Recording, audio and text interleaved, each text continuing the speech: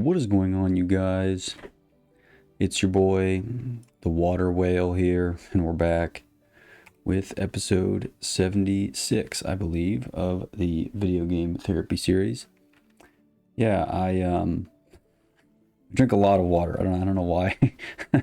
I don't know if it's something about my I guess the way I live my life or what I do or something, but for some reason I drink what seems like an excessive amount of water. So that of a whale. I'm not even sure if whales drink water. I guess they kind of do. I don't know. I don't give a shit about that. Anyway, my first big question to lead off this episode is, what are existential threats to the human race? And you could be more literal about this. So I think obviously like nuclear bombs is one of them, but I don't mean like technological threats, because then we have this whole like AGI is also an existential threat, and those are kind of obvious, and we could dream up all these other ones, like I suppose like another virus, a potent virus is one. So like between that we have war, I guess technological inferiority, and disease. I suppose also another one could be like on these physical ones would be like our food supply or water supply being ruined or something like that. Also like environmental catastrophes too, I guess could be one. I don't know. My point wasn't to enumerate on the legitimate physical existential threats, but rather I guess the more sociological and or like meta threats to the existential race. So the reason I wanted to talk about this was that Nietzsche, one of the, I believe this is his quote, I guess don't quote me on this, was quoted saying that the loss of individuality is an existential threat to the human race. And I think, again, I would agree at a high level, but I wondered I guess we can unpack that a little bit, or what are related ideas that follow those. So some related themes, I suppose, with the loss of individuality is obedience, and I don't mean that everybody needs to defy authority or that authority figures are inherently horrible, but I think every version of any utopia, every healthy society or healthy organization has a certain amount of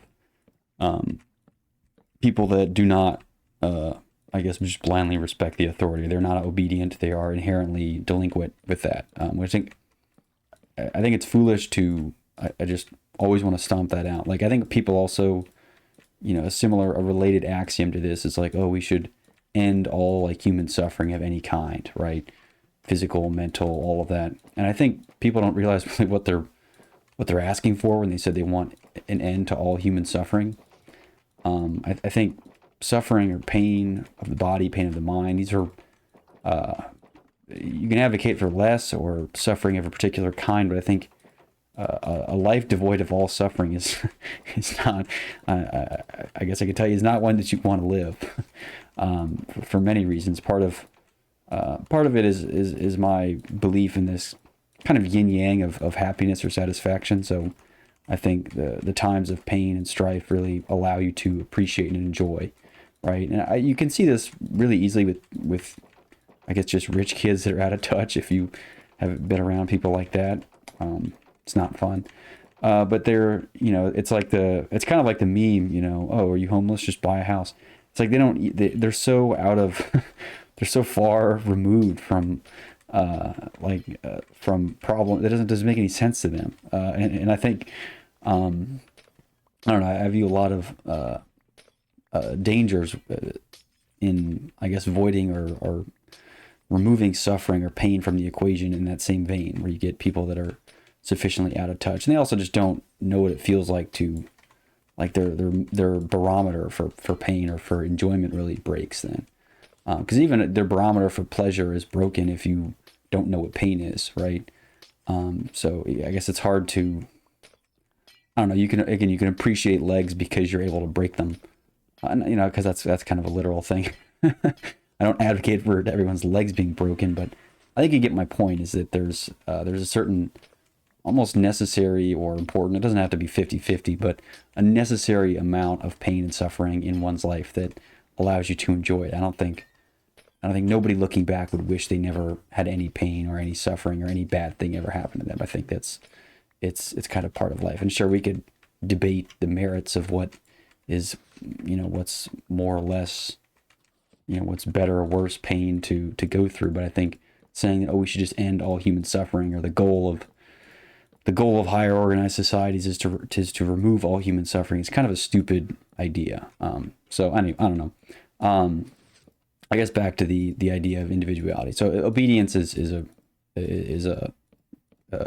related existential threat with regard to the loss of individuality. The other would be fear, and I suppose those are also kind of related. I suppose the only reason one would be obedient is perhaps they know no better, or just are fearful of authority and whatever that manifests itself as. I view that as also a related threat when it comes to individuality. And I think people can misconstrue the idea of individuality like for selfishness, or like it's all about me, and that's not what that's not what individuality is. I think it's a mistake to view it is that, of course, among the many other things that are falsely misconstrued as individuality, I think people tend to believe that the greater good and individuality have to exist at opposite ends of a spectrum. So you can either be an advocate for the greater good and, not be a shithead, or you can be this person who believes in the individual, right? And of course, I suppose if you look at economic or social theories, people who tend to have individualists, like tend to believe in the individual and the importance of the individual, generally don't have super collectivist ideologies, meaning like they're not generally not socialist or communist, just because those tend to be more, more for the collective than the individual. But I don't know. I just don't think that they're inherently at odds. I don't think it is impossible for somebody to be pro-individual, and yet, like, you can still fight for the greater good. You can still, I guess, have a greater good. You can still live for a greater good, and have individuality, which I think is, I guess, maybe is a rumor that needs to be dispelled, just at a high level. Mess me up.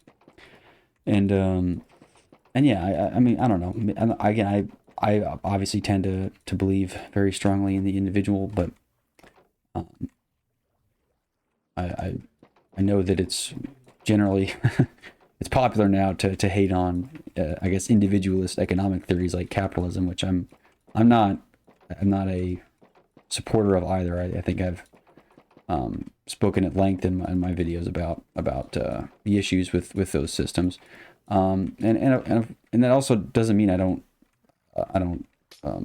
live or exist to do some kind of greater good. It doesn't mean I don't ever do anything that represents anything beyond my individual self. I believe that stripping one's autonomy, and again, in whatever sense that they take that to mean, it's not your version of my freedom that defines my freedom, but my version of my freedom that defines my freedom. So I think giving people individuality is critical for, I guess, any sort of successful organization that isn't going to implode. And of course, organizations exist that don't have these, but they are just simply ones that have yet to implode. And I think it's no secret that we're not at any perfect organization of humanity. We still have lots of, conflicts of different varieties and modalities that we battle with all the time. But I think this again, some quote unquote actual utopian, not the dystopia utopia trope that's common, but a legitimate, like, perfect society be one that celebrates the individuality. I don't think it's one that is entirely collective, which I think a lot of people who think about utopias at all get that very wrong. They think it's like this, gay space communism. Where, but I think that just always implodes. I think if Huxley can teach us anything in Brave New World, it's that individuality is very important. And I think maybe Nietzsche was prescient in seeing that as an existential threat. I guess more of a meta existential threat, not like a, again, because nukes, disease, and all that are also existential threats, I suppose. Anyway, I don't know. I feel like there's a lot more I want to unpack there, but perhaps I'm not in the headspace or have the right ideas to speak about individuality or anything. So I guess I'll move on to something else. But yeah. Yeah. Let's see. Oh yeah. I suppose this is something that's more. I hate when people use the word like success or just to be successful or he was successful or something. And not because I don't think it exists. I think it does exist. It can exist. But it's often, I don't know, people have their own definitions of success. Every person gets to define their own definition of success. So if my definition of success is, and I'm not talking about success at a particular task, I'm talking about like, life success or again, kind of the broader like idea of success. Oh, he's a successful person. I suppose you could categorize it. He was a successful, businessman or Olympian if he had, checked the box of owning a business or, participating in the Olympics. But I just mean like, living a successful life. I just hate that idea because it implies that, I don't know. I think it just inherently limits the person to be able to define their own success. Because ultimately what follows like the statement of, oh, he was successful was that there's some amount of like, material success that he achieved, or that it was a business success that he achieved, or even if it was just reproductive success, like, oh, they had kids or something.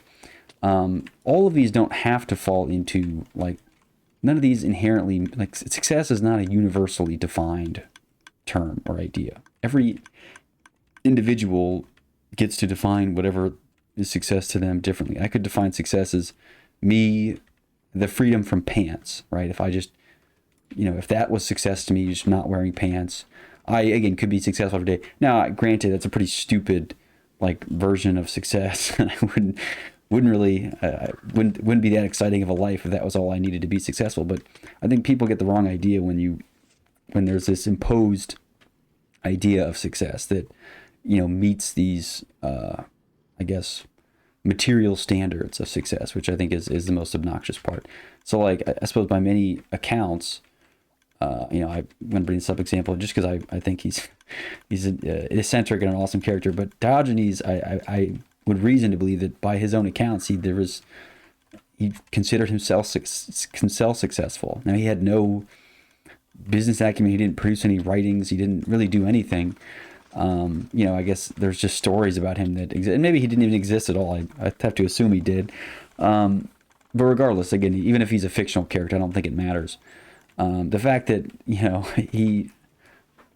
I'm sure his definition of success would not involve, oh, he had kids, he's made this business, he made money, he worked a job, he, donated full. I mean, because even something that you've seen as like good as, oh, he donated charity, even that, like imposing that as a definition of success, I think is inherently limiting people to define their own versions of it, which I think everyone should be free to do. I don't think it should be, there's no,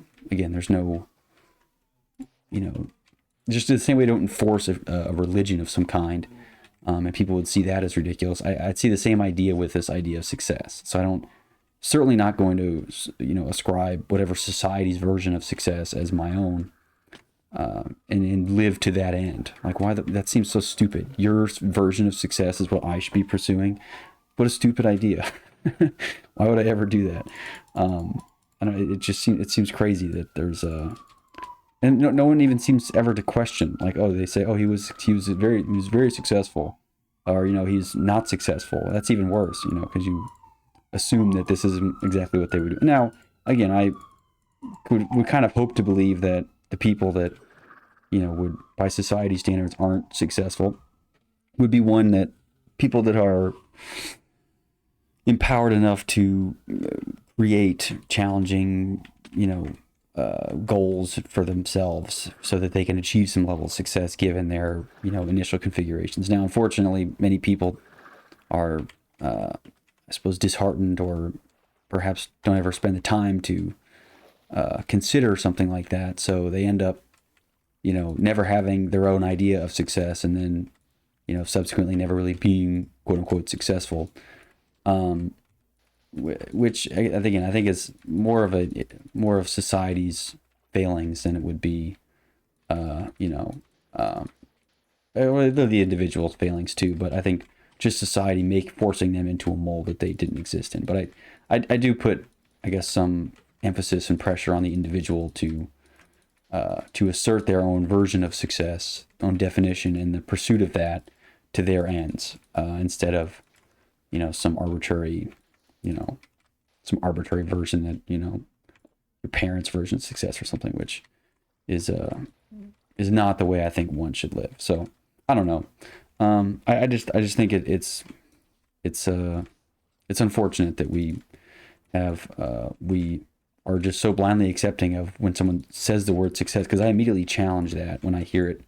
It's like, what are you talking about? Who's like, unless we know what this person's definition of success was, why I don't know idea if this guy was successful. Suppose there's this super successful businessman, Elon Musk or whatever, and says, oh, he's a successful person.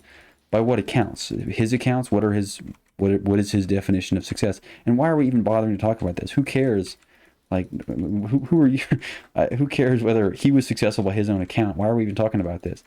But I think people are very quick to assume that's what they want for themselves. And I really just think it's, maybe people need to take more ownership of what they want to do with their lives, instead of just following, an archetype or some mold of some kind, that I think is, I don't know, is very limiting and just shouldn't be what humanity's about. And I think people this is where, I don't know, nihilism can kind of be helpful in some sense, because some people view nihilism as this, I don't know, this escape or this excuse to just be a shithead and do nothing, or to kill themselves and whatever. Which I suppose it, because, it's hard to really to argue with that in some sense.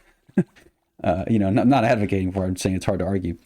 But I also think nihilism allows, it gives people this freedom to, say what the fuck and live like boldly, that I think can be very liberating. Because again, just you said it yourself, even if you do all this stuff, you live boldly and you do all this dumb shit or whatever, again, you just live this interesting, bold life, and then you end up dying and people think who cares, right? You said it yourself, nothing matters. So I don't know, I kind of I think people get the wrong idea of nihilism, because they treat it as some reason to get hooked on drugs or to be a shithead. I think it should give you reason to live and do boldly, right? And just, I don't know, I don't mean be a complete idiot in the sense like be a complete idiot, an actual idiot. I just mean, be bold in your affairs and your things, and to I guess not take anything for granted. Because it doesn't matter, again, like it doesn't matter if you fail or succeed, or again, whatever by your definitions of that was. So I don't know. I think it can be very liberating if people really take hold of what their own version of success is, knowing that there isn't a universal definition of success, right? Even, I suppose you could, if your version was like, I want to win an Olympic medal, then yes, there's a social like element to what your successful thing is. But you're under no obligation to decide that you want to be a successful businessman and make money, or a successful philanthropist, or successful, like you don't have to do any of that. I think too many people are just too willing and able to accept, again, arbitrary imposed definitions of success versus allowing themselves to define their own, right? Which again, I would hope that you would land on something more difficult for yourself or more challenging than not wearing pants. But I'm not one. Who am I to argue with your version of a of a life well lived, right? But I don't know. I think it should be up to the individuals to decide. It shouldn't be some socially imposed. And again, as an unfortunate, maybe unpopular opinion as it says, I don't think you have an obligation to a greater good. Now, I think that generally people land on that as an idea, or just even as like externality of their work, right? It's not like, I think it is good to give back, and naturally you'll want to give back if you end up achieving, again, your any kind of business success, for lack of a better word. You'll end up wanting to give back, at least you should, if you're not a shithead. So, but I don't think it should be like you should live your whole life as this servant of what is asked of you upon your birth. So I don't know. I think there's I don't know. People can have a lot more ownership over what they do and strive to be autonomous in their workings and not just obedient. So I don't know. Maybe that's just my individuality coming out, but I don't know. Yeah, let's see. I'm talking about misinformation. Misinformation is very much a buzzword these days. People love talking about it, and we need to curb misinformation. And I just, at this point, I think you're kind of a fool if you think that moderation teams are going to win this disinformation war. I just can't wrap my head around why you would think that would ever work. Like we just need more or we need like laws or something, as if laws are ever going to combat the scale and variety of bullshit content production that we've achieved with technology. You're just never going to win. I think the real antidote, the real solution to this rampant misinformation that people are so riled up about is in the eyes of the reader, right? I think that we're if you I think there's the whole issue with misinformation is that people will believe it if they see it, and you don't need the information itself is what people are trying to mutate. They're trying to, we need to remove this article, or remove this tag, or remove this meme or something like that, because people will believe it. Well, I think they're kind of looking at the wrong cause there. The cause is not, the information itself will have to exist. It continues to exist. You're just never going to win that battle of the information existing without it being a literal cyberpunk dystopia where, the government has to, every piece of content created has to route through government servers and be tracked by, by some human, which is not a world anyone wants to live in. Trust me. The real solution is to get people to be more able to understand and deal, to have more nuance, to be more skeptical. And I don't want people to, there shouldn't be an army of skeptics like me who just basically, assume the opposite of everything, as kind of a contrarian. But you certainly need, I think the solution to misinformation is a more skeptical, public, and not like the information itself being mutated. I don't know. I just think the battle's being fought on the wrong basis there. I think it's the knowledge of the public, and the knowledge, not really the public, but the people looking at the content that need to decide whether or not this is bullshit or legitimate. And at this point, your safest bet when it comes to anything generated online is to assume it's completely faulty. Now, even saying that is kind of foolish, because like even suppose I didn't believe in conspiracy theories, right? I don't. I just mean, like, assume that I, as someone who didn't currently believe in some goofy things, but then I would let's say I spend, I don't know, 40 hours a week for the next month just listening to, I don't know who talks about conspiracy, Joe Rogan or something like that. I don't know if he talks about conspiracy theories that much. I assume he does, because I don't know, there's the memes and stuff. So, let's assume I don't believe in conspiracy theories, but I spend 40 hours a week listening to Joe Rogan or something. You don't think that has any impact? You think even as a skeptic, I'm just going to, I can just totally tune out all of it and not, just, I think regardless of how much I want to convince, to make you believe that I'm impervious to this misinformation, it still plays a role. So I guess part of the solution, amongst people just being smarter and more, I don't know, nuanced about the information that they see is people are looking at less stuff, right? I don't know. I think content consumption at this point has reached this critical point of shit where it's I don't know. It's almost a question of whether you even want to bother spending time online, which is unfortunate that we've had this medium that has been so ruined by not even bad actors. Corporations have done just as much to ruin it as anybody else, but that had showed such promise in the early days that it's become what it is today. And I don't know if it's not clear already. I'm a bit pessimistic about the state of the web, as one honestly one should be if they know what what the web could look like and could be. And this kind of brings up another point that I want to talk about, which is like the predictions. People try to predict about the future, and I'm no exception. I make random predictions about the future all the time. And there are, most of mine are pretty stupid or wrong or something, which is fine. That's you mostly just make them for fun. But I think the only there's not a comparable prediction between the current rise of this AI shit with anything else, right? I think I've talked at length about how shitty and dumb the idea of this, like, oh well, it's just like the car engine or it's just like the printing press. It's not, okay? You're comparing.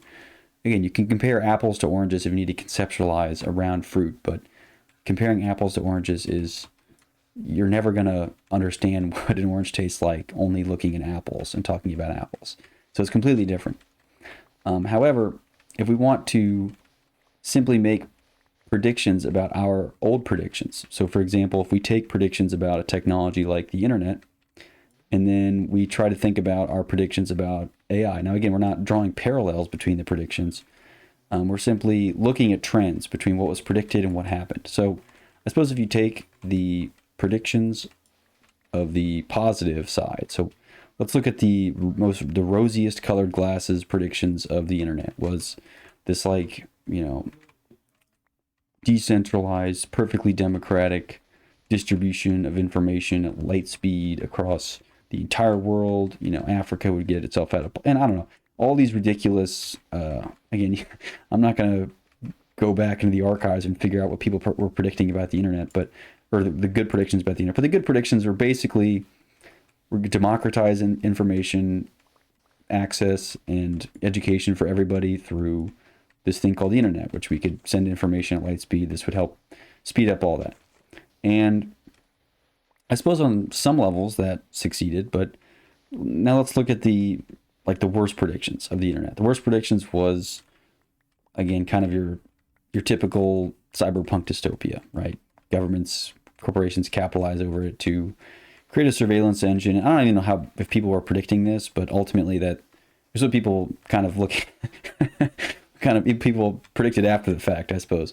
That's what they look at it now, is that it's just a surveillance engine that they use technology to control every part of our lives to the point where we're just slaving away to keep this machine at work. We're not even living anymore. We're just, cogs in this giant machine that we have to keep alive for no reason. We just, have nothing else to do and we're forced to do it.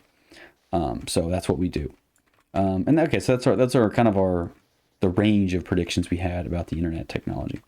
So now if we think about predictions about the AI, the rosiest predictions it's kind of a rosy prediction similar to, I don't know, the internet, right? It's just, AI is going to speed up everyone's lives and make them, help us with automate tasks that we don't want to do. And all. I mean, I don't know. You can, whatever your most optimistic predictions about AI are, throw them in this bucket, right? And then we have the shittiest predictions, or like the worst predictions, which is again more of the same cyberpunk dystopia. So it's kind of, you can see where this is going. So if I ask, okay, well, based off of predictions about the internet, where do we end up? If we drew a spectrum between our best predictions and our worst predictions, where did the internet end up? And again, I think now is an okay time to take a measurement. I suppose we can you can take measurements into the afterlife, but at this point, I think maybe even just like 2015 might have been a good point to to even to take a measurement, and because it's perhaps only getting worse now. But I think we achieved some of these rosy colored goals in the beginning, right? We had this big kind of these uptick in internet companies and all this stuff, and then of course we had the dot-com boom, but then that kind of revived a little bit, and we're back, good times, whatever. And perhaps it's possible to see something similar with AI, but ultimately I think where the internet ended up, where it landed after everything was said and done was, again, maybe this is just my view of it, is it landed a bit towards the cyberpunk dystopia side, right? Versus like this like democratic, I don't know, information haven of stuff. And not to say that it isn't that, but ultimately, if you think that the internet isn't controlled by giant corporations and governments and isn't being weaponized against its own citizens, you're kind of an idiot, right? I don't really think I need to defend that point that much. Just look at the tech companies and the control they have over people and their psyches and the product. I mean, it's just I just don't see an argument where you think it is closer to this rose-colored, rosy, everything's great predictions. I don't see how it's anywhere close to that. Even, in the most generous estimates that we can be, it's certainly landed, in my view, again, this is my view, closer to the cyberpunk, like the doomers, right? The doomers were more right about the internet than these, evangelists were. So is AI going to be the same? I don't know. Maybe the evangelists are right when it comes to AI and not the doomers. But again, maybe the closest thing I think we have to AI, if we're going to make any kind of metaphor, which again I don't think we should, I think would be the onset of something like the internet, where it's this large scale, huge magnitudes potentially increasing in production, all consumption, all of its speed. I think that's the only reasonable analogy we can make is between AI and the internet. And ultimately the doomers were more right about the internet than the evangelists were. So again, I don't know, I'm not gonna directly point any fingers about or make any predictions beyond that, at least not for this video. I have other videos planned actually about my predictions about the AI future, but spoiler alert, it is not exactly optimistic.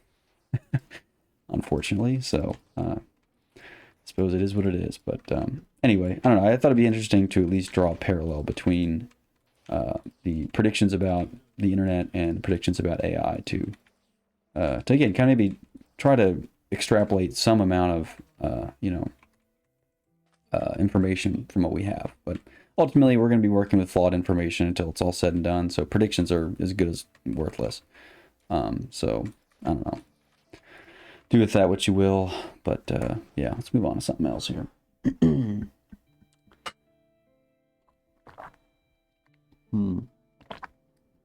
This is a new idea for me. I'd never heard of this until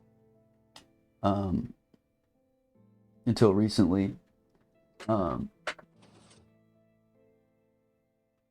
It's this third place. I never heard of the third place before. I guess it's more common, but since I'm so unplugged from everything, I don't I don't hear about these buzzwords that are going around. But I never heard of the third place until just recently. But it actually does represent, makes a pretty compelling, compelling statement about what's gone wrong, I suppose, in a lot of modern society. And it's this death of the third place, right? The third place being, if you're not familiar, like I was until recently, it's basically like a place that's not work and a place that's not home, that, people have no obligation to be there. They just kind of choose to be there. So think of it this way. It's like, the saloon at at the old Western, right? It's, you just kind of go in there, maybe have a drink, maybe don't, but you don't have to be there. There's no one forcing you to be there. It's just, you're there because, you just want to socialize and whatever. We don't really have that, we do, but it's all online, right? And it's all online through these monetized channels and, and these echo chambers of all this other shit. I don't know. Again, you could complain it. No, I'm not going to complain about that anymore, but, it's all really moved online. And I think this movement of the third place online is a potential way to frame some of the woes that people are dealing with these days. And it, I don't know, it just kind of makes sense. So I suppose in terms of, I don't know, solutions, short of going back to the old Western time and mandating saloons everywhere, I don't really know that there is a great way out of it.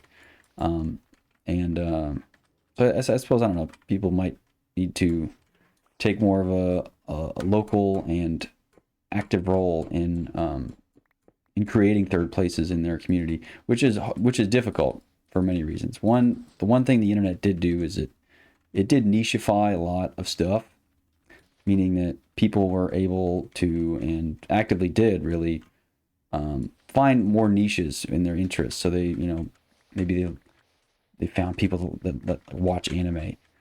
I wouldn't, if you asked me to find someone who likes anime in person, I mean, again, I'm not, maybe I totally could. But like some obscure, maybe it's left blind, we'll say an obscure type of anime, right? Which is something that I would have no familiarity with. I wouldn't know the first damn thing about that because I don't watch it. But the internet allows you to connect with hundreds or thousands of these people with these super niche interests. And going back to that on a local level would be impossible, right? Because no town really has all the people who are interested in all the stuff. So because the internet gave us access to more, a wider variety of, I don't know, interests and, or I guess even potential interests. I think a lot of people, and maybe there was a point in time where people would have been interested in anime or something, but because, I mean, A, it didn't exist, and B, that there was no one else interested in it, they were kind of forced to be interested in other stuff, right? So who knew the blacksmith would have such an interest in, I don't know, Japanese art or, Chinese, finger painting or something like that. But because we can't really put the genie back in the bottle, so to speak, because that stuff has all moved online and there's just no way that you're going to be able to find people of your niche hobby or interest, at your local saloon. It just doesn't, there's just no way that's going to work. So sort of everybody being interested in everything, you ultimately have to, I don't know, either average down people's interest into something common, and I guess then the localization problem isn't a problem, or figure out some way to geographically, distribute people such that you're around people who are interested in similar things. I don't know, and maybe some of it is, there's some things some interests I just think aren't healthy. Like there's like, and I don't want to, sex shame people here, or sorry, I think it's kink shaming. But like if your entire identity revolves around like weird sexual kinks, again, I don't think there's a problem with having a kink, but I think part of the novelty with that, I think, is that it's not a public thing, or it's not like you don't just, maybe you shouldn't celebrate that a lot. I don't know. Maybe I'm in the minority here of kink shaming, but I certainly don't think that. I don't know that the the thriving communities of people into weird sex kinks or porn kinks or whatever should be something that we aid and abet. But again, maybe that's just my opinion. Maybe other people are think that we've evolved to this new culture that should everybody's porn preferences should be on something. I just don't think we should be doing any. I think a lot of that's just unhealthy, period, and it just shouldn't exist. It's like a Twinkie fan club. It's like we shouldn't. Twinkies shouldn't exist. I'm sorry. I'm sorry. I'm sorry that you like it, but it's just Twinkies shouldn't exist. I'm sorry. So I don't know. Maybe that's kind of a sidetracked opinion, but regardless, it is related to the third place only because people's interests are getting weirder and weirder and more difficult to find other people of similar interests, and some people aren't really defined by any interest. I don't know that I have a singular defining interests. Like I think even if you put me in these quote unquote communities with whomever, again, however you decided or whatever I decided I was interested in per se, I would still feel like a fucking weirdo in all of them, So I suppose by this channel, I'm a YouTuber, but I think among YouTubers, I would feel like the outcast, or it'd be like, you know, I'm a technologist or something like that, I still think I would feel like the outcast amongst technologists. And I don't know how much this has to do with that's just a me problem, or it is, I don't know, a larger problem of people having so many different interests and defining characteristics that it makes them difficult to fit in anywhere. I've never been in a place where I'm like, oh, I'm with my people, right? Or like, I found my tribe. Everywhere, any time I'm around people, I consistently feel like the guy who does not belong there for whatever reason. So, I don't know. I think that might just be more personal on my end than it would be other people. I think maybe other people have not as hard a time finding, you know, their tribe, quote unquote. Regardless, I don't know. I think it'd be very, very difficult to institute a functional third place in a world post-internet, just because we've been exposed and interests have multiplied. You know, beyond the tradesmen of back in the day. But anyway, I suppose something that I can say, and this is maybe again more tangential and personal, but I don't know, people, you're always encouraged to think about what you're passionate about or what you're interested in, and then do something in that regard. And I always had trouble with that idea for several reasons, but I've never really been able to articulate or even really boil down. I can say things for certain, many things that I'm not interested in and don't like, or think are stupid, or whatever other words I use to describe these. But I think one thing that I do is common amongst all the things I spend my time doing, you know, whether I'm going to say I'm interested in it or not, is you know, the word I came to was just organization, but I don't think it is. I don't mean like just cleaning and organizing stuff. So I do like having things clean. I do enjoy being organized. I do practice, I think, pretty strict digital hygiene, meaning that, you know, my computer is clean, my files are clean. I spend a lot of time cleaning and organizing things, but even just organizing thoughts or organizing, I guess just taking things from a chaotic place to a less chaotic place. And maybe scientists do this under the guise of, you know, creating more human knowledge, you know, from a place, from data of uncertainty to something, you know, an organized theory of some kind. And perhaps this is no more prophetic than something like that, where it's just, I think maybe it's just a human trait in general that we enjoy things being more organized than chaotic. But I do find myself spending a lot of time on activities that I think I would roughly define as organizing, you know. So again, I don't think this is just like me cleaning stuff. I just think this is more about me taking something from a place of chaos and creating order within it, which again is how I'm defining this organization. And that really could manifest itself as writing, creating stuff like this. Not that I suppose one way of looking at this series would be that I am the chaos of what's in my mind now comes to the order of a viewable video format, which perhaps is one, I guess, very twisted way of saying that this is another action of organization that I'm taking. Regardless, I even think stuff as obvious as like cleaning and organizing. I try to keep my physical space very organized, and I enjoy things being organized. But I don't know what, you know, I'm not going to be a janitor. You know, not that there's anything wrong with that. Again, if that's your definition of success, you know, more power to you. I'm envious that you're bought into that, you know, that future for yourself. But I don't see that as being my my way out. Is you know, the janitorial arts, so to speak. But anyway, I don't know. Organization to me has always been is interesting. I perhaps spend more time than my fair share of doing it. So, you know, when you get, you know, when life's got you down, you might hear people say that, you know, try not to be too sad. You know, things will get better. You know, which again is generally seen as good advice. And I was thinking, well, why is it bad advice to tell somebody to try not to get too happy, right? But which is, you know, ultimately just as functional as telling someone not to get too sad, in the sense that I think, you know, again, it kind of goes back to my theory on this yin and yang of satisfaction or happiness.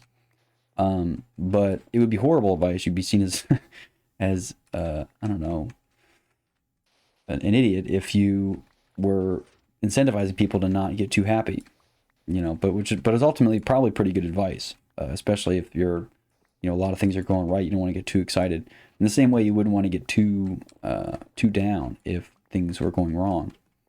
But I don't know. I just thought it was interesting that it would be seen as bad advice. I would think, right? I can't imagine there'd be people that would agree with me saying that, oh, try not to get too happy as good advice.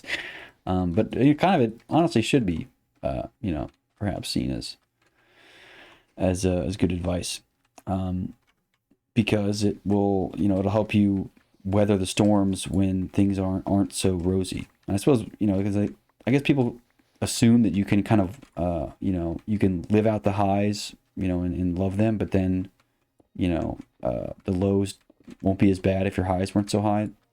And maybe a drug addict or somebody would be a good person to talk to about this, because they have you know, lots of experience with the lows and the highs. But I certainly think, you know, them getting so high, literally and I guess figuratively in this sense, has ruined their ability to cope with lows in some sense, because their life is now just a perpetual low. So in that regard, I think that kind of makes my point. You know, if drug users hadn't gotten so high or so happy, or I guess high here, I'm using it figuratively as well as literally, so it's a bit confusing. But if they hadn't gotten so high, they perhaps would not be so low. Again, I'm using that figuratively. So I don't know. Maybe that's just a super cheeky, annoying piece of advice that I just thought of. But I don't know. I guess fortunately for me, I don't have many reasons to be super happy these days. So then I don't even have to practice this piece of advice. It'd be one thing if everything was going so right I had to tell myself to not get so happy. I don't, which I guess can be seen as a good thing in this sense. So, but don't worry, not too good a thing. Not that happy. But anyway, I don't know. Thought it was interesting because it seems paradoxical. So, all right, I'll move on to something less stupid. Yeah. Let's see. Here's something very briefly. And maybe this is another kind of no duh opinion, but environmentalists who are personify the world say, no, the world loves you when you recycle, or the world this. And they, like, you know, it's always Earth painted as some like cartoonish caricature where, you know, the Earth is smiling if you're recycling or something like that.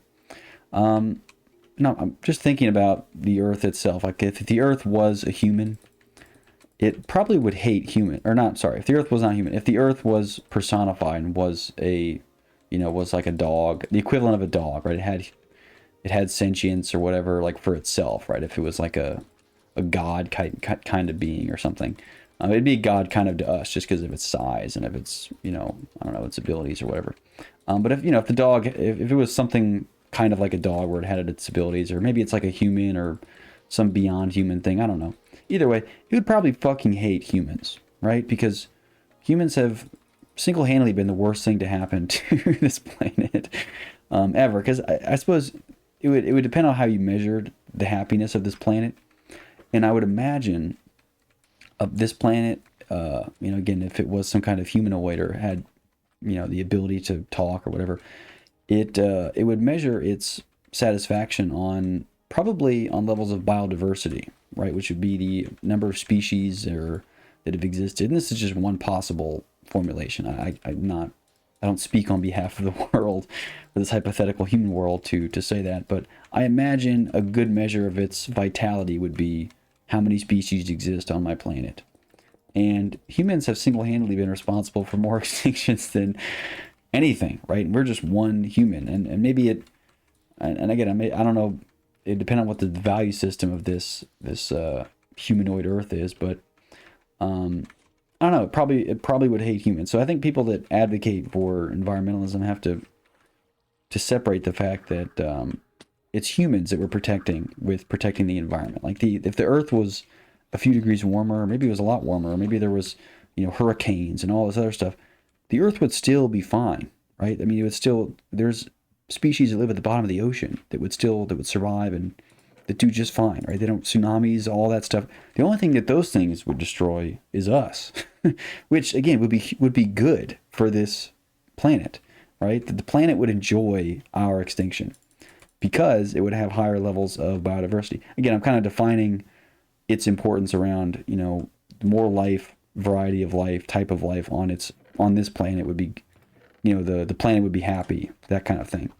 But without humans, I'm certain that these would multiply. And again, sure, maybe it leads to another sentient species that, monopolizes all of its resources into some, weird global currency and then is spending all their time building all this random shit that's going to end up, sending it to another environmental catastrophe. But the Earth doesn't care, right? Whether it's 5 or 10 degrees. I mean, like, that's like saying like Pluto, Pluto needs to be warmer or something like that, or we need to cool Pluto down or something like that. No, Pluto doesn't give a shit. All right, Pluto does not care. There's nothing even living on there anyway. Even if there was, it wouldn't. The planet itself would still exist, right? The planet will only cease to exist when it gets swallowed up by the sun, or however else it's supposed to die. I'm not totally sure. But it's us that is like in jeopardy of dying if there's too many tsunamis and all this other stuff. So I think maybe that's just the part that I think is weird, is that people view like this the robust environmentalism is like, oh, saving our planet. It's just saving us, right? The planet would probably like it if we all died. We are the ones that want to save ourselves, in the event of environmental catastrophe. And I'm not advocating on behalf of, environmental terrorism or something of the like, or, I think that we should purposely destroy the planet. I'm not advocating for that at all. I think that there's a lot of merit to what environmentalists are saying, and there's, we should not be so wasteful. I think we're just gluttonous in general. We just produce and make and eat so much extra shit. It's just so fat. But regardless, I think it's worth noting, at least, that the protection of our planet and stopping global warming and all this other stuff is only for our benefit, not for the benefit of the planet. Unless you think we are positive for the planet. Like, are we good for the planet? No. The planet, again, if it was a human and could talk, or maybe it wasn't a human, it'd be some other species. If it was a species of planet, which, again, if it had sentience, it would probably fucking hate us. And I think I can say that with good certainty, because, again, we've been responsible for all of this, all the mess that the planet has had to deal with. So, I don't know. I just think that is worth noting. And the next time I see a little caricature of the planet smiling, if we recycle, I'm going to die a little bit more inside, because I know that planet would probably enjoy seeing us die, because we're the ones that are killing it. So I don't know. Anyway, that's it for this time. I hope you enjoyed. A little bit all over the place this time, but it is what it is. Anyway, peace out.